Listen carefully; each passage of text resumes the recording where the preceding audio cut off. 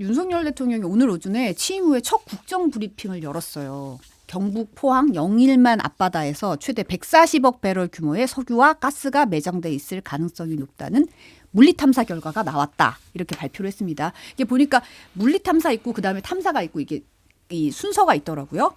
네, 윤석열 대통령이 실제 석유와 가스가 있는지 실제 매장 규모가 얼마인지 확인하는 단계로 넘어갈 차례다. 탐사 시추 계획을 승인했다고 설명을 했습니다. 이게 아무래도 예정이 없던 브리핑이었다고 하더라고요. 그래서 속보 나왔을 때 우리 포항에 석유가 이게 무슨 얘기야 이러면서 다들 좀 깜짝 놀라는 분위기였는데 소식 딱 들으셨을 때 어떠셨나요?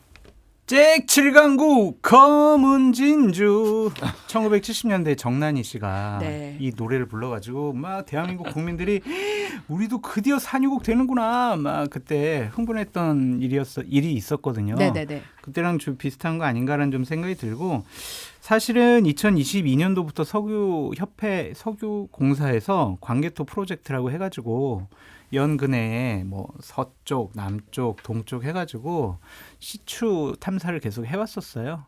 근데 이번에 경제성이 좀 어느 정도 있다라고 판단한 것 같은데 사실은 이 내용은 작년 말부터 좀 정가에서는 계속 논의가 됐었던 거고요. 올해 2월 23일 날 중앙일보에서 단독 보도를 한 내용 그대로예요. 그래서 기본적으로 뭐 시추공 24개를 뚫는다. 네. 하나당 600억이 든다. 그래서 1조 4천억 정도의 비용이 좀 들어갈 것 같다. 근데 이게 되면은 예상대로 되면 삼성전자 시총의 5배가 된다. 삼성전자의 시총이 지금 452조니까 2262조다. 그래서 우리나라 4년치 예산을 우리 본격적으로 석유 개발이 된다면 가능하다 이렇게 보여지는데 좋은 일이죠. 이거 가지고 또 막 또 비판하고 막 그럴 수도 있을 것 같은데 그냥 개발 잘 해가지고 우리나라가 좀 이미 뭐 2004년도부터 우리나라는 산유국 대열에 올라가 있거든요. 그래서 좀 어느 정도 양질의 경질료를 좀 뽑아내서 우리나라가 좀 에너지 자원으로부터 좀 해외 의존도가 낮아졌으면 좋겠다. 그래서 좀 열심히 해주시라 그렇게 말씀드려요. 잘 들었고요. 잘 왜 들었고요. 이렇게 짠하고 애잔하게 말씀하세요? 그러니까 좀 확신과 자신감을 가지고 얘기하면 안 되는 거야? 오늘 산업부에서 얘기를 한 거를 동해 시추 성공률이 20%로 높다라고 얘기를 했어요. 제가 20%가 높은 건지 낮은 건지 판단할 근거는 안 됐는데 80% 확률로 실패한다는 거잖아요. 그러니까 안 된다는 거잖아요, 이게. 네.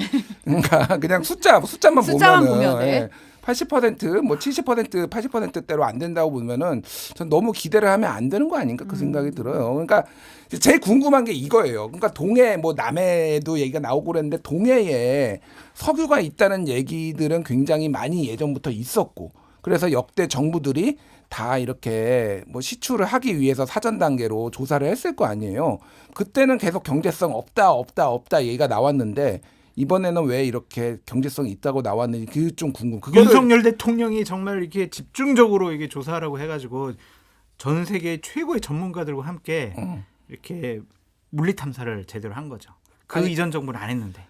수능 뭐 예를 들면 수능 7등급이 집중적으로 뭔가 하면은 서울대 갑니까? 그러니까 이게 그러니까 궁금해요. 이게 무슨 제가 음모론이나 그런 걸 하려는 게 아니라 궁금하죠. 이건 좋은 소식이에요. 좋은 소식이니까. 소식이고. 근데 이제 그럴 수는 있죠. 예전에는 안 됐던 것들이 기술이 개발되고 맞아요. 발전되면서 타산성이 생겼을 수도 있어요. 이거는 좋은 소식이니까 저희 진정성을 가지고 이제 잘 됐으면 하는 바람으로. 맞아요. 예. 저도 그렇게 생각을 하고 이게 실제 시추를 하는 거는 윤석열 정부 이후에요. 그래서 2027년, 28년 얘기가 나오고 있고 만약에 그렇게 되면은 뭐 2030년인 뭐 빠르면 이제 상업화가 된다라는 건데 그러면 이제 다음 정부의 몫이니까 뭐 사실 이 정부에서 막 엄청나게 막 석유가 막 오일머니 뿌리고 뭐 이럴 리도 없단 말이에요. 제가 말하는 거는 그럼 왜 예전에 안 됐는데 이번엔 됐는지를 저 같은 사람도 궁금해하고 하니까 좀 자세히 설명해 줬으면 좋겠다라는 건데 그러니까 미국 같은 경우에도 소위 말하는 셰일가스 혁명이 한번 있었잖아요. 네. 그러니까 예전에는 생산성이 없었다라고 봤던 것들도 상당히 이제 기술이 발달을 하면서 그걸 다 뽑아내 가지고 한단 말이에요. 그러면 이게 불가능하지는 않겠다 이런 생각이 뭐 듭니다.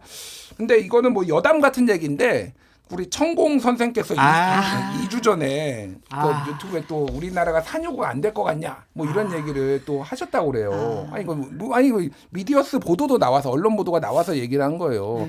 이분의 예지력은 정말 어디까지인가. 정말 대단하다 이분은. 그러니까 예. 중남미의 가이아나라는 나라가 있는데 1916년부터 이렇게 계속 시추 탐사를 해오다가 약 100년 만에 얼마 전 2015년부터 심해 2,000m에서 지금 원유가 막 터져가지고 나라가 이제 부강해지고 온국민이 축제가 되는 거죠.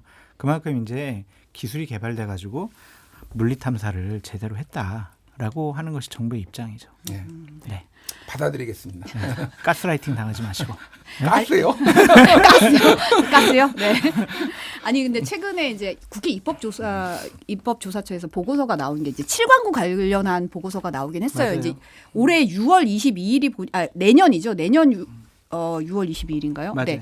이게 7광구 공동개발의 이제 협정이 원래는 2028년이 마지막인데 이 3년 전부터 혼자 독자적으로 개발할 수 있다 이렇게 얘기할 수 있으면서 이 7광구 개발권이 일본과 중국에게 뺏길 위기에 있다 이런 보고서가 나왔거든요. 그래서 이게 사실 최근에 이제 언론 보도도 나오고 좀 주목이 됐던 상황이라 우리나라 산유국의 꿈이 깨지나 이랬는데 지금 포항에서 뭔가 나온다 그러니까 네.